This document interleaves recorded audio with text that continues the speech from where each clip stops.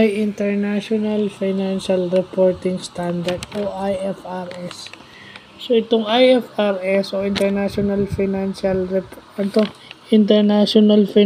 Reporting Standard para sa mga public companies, meaning sila yung mga nasa stock exchange at sila yung nakikipag-trade sa public markets, no?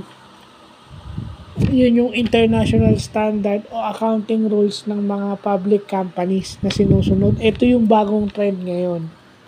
Yung IFRS. So, another business vlog.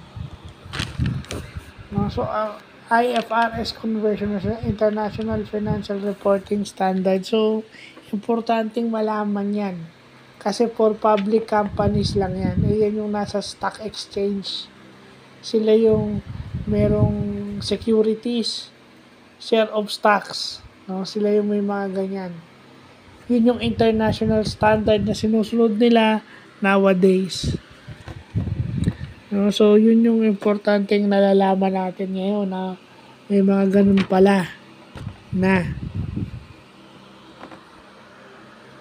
ganun din kahirap pagka nagtatrabaho ka sa mga stock exchange o doon sa public companies, no? Ganun ka-komplikado yung mga ganap dyan, o mga pangyayari dyan. So, yun.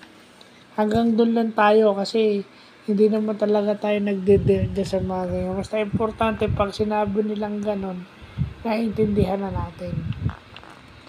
Hindi yung parang dumbfounded tayo o halos wala tayong alam.